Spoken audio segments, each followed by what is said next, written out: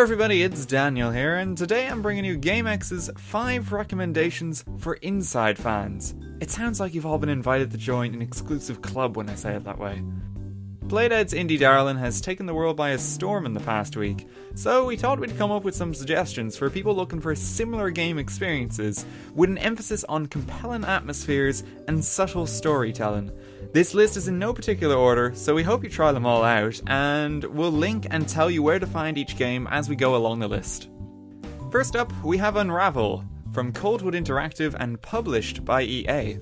I think the best way to describe Inside and many of the games on this list is that the gameplay itself is a complementary background to the ideas and environment the game is attempting to present.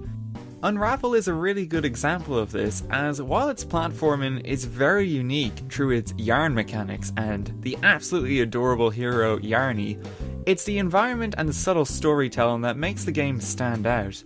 It looks absolutely beautiful, and the story is taking place in Yarny's family home, where you enter each level through a picture, sort of like Mario 64 style, and uncover memories of your family. You'll even see their images appear in levels, and the game delivers a thoughtful, heartwarming experience by its conclusion. Just like Inside, it tells its story indirectly with absolutely no dialogue, and it's just about the same length as well, so it's a nice short package that you can dive on into. You can find Unravel for $20 of your regional equivalent on PS4, Xbox One, and on PC it's on Origin. Next up, we have Brothers, A Tale of Two Sons from Starbreeze Studios.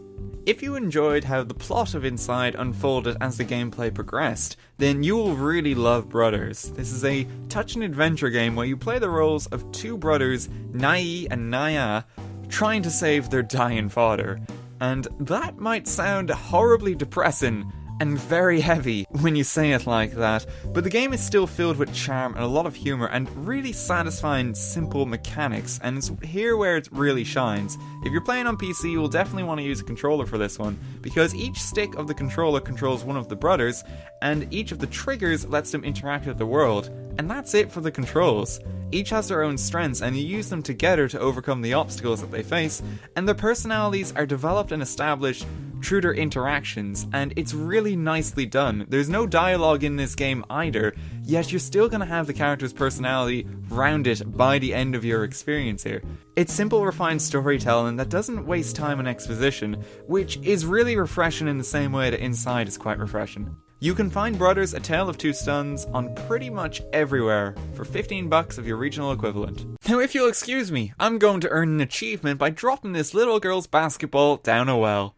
I might be a heartless monster, but that's a heartless monster with an achievement unlocked. Next up we have Thomas Was Alone from Bithell Games. This one sounds really weird to describe, but Thomas Was Alone is a platformer about rectangles and friendship. And despite the characters being rectangles, these are some of the most well-rounded characters I've ever seen in a game. I told you this one's going to be really weird. The narration from Danny Wallace is what makes this game, as he wistfully recounts the adventures of the rectangles, and it lends the game just so much charm and so much heart and character. You solve puzzles by switching between your group of rectangles to discover more of the development story, and it's this reason that Thomas Was Alone makes the list, because this sense of progression and a plot surrounding the simple puzzles that you are solving is a lot like Inside, and it's significantly more light-hearted and genuinely funny, so don't worry about being disturbed by these rectangles, you're going to be okay. This is a very charming game to hop on into, and you can find it for $8 of your regional equivalent on most major platforms. Next up, we have Journey. Wait, no, that's the wrong one. Instead of presenting something unsettling, Journey offers an intriguing and eerie environment full of wonder. Your goal is to reach the mountain in the distance, and you play as a silent, robed figure that uses their scarf to fly. Those sound like some weird selling points, but it's Journey's atmosphere and ambience that carries it.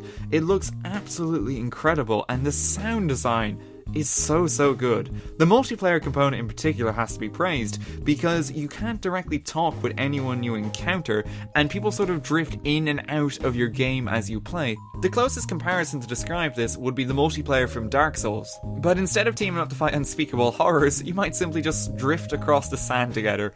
Much like Inside, it's up to you to interpret the environment that you've been thrown into and the plot that unfolds around you. We hope you don't stop believing, because Journey is an experience. Oh, god damn it. You can find Journey on PS3 and PS4 for $15 of your regional equivalent.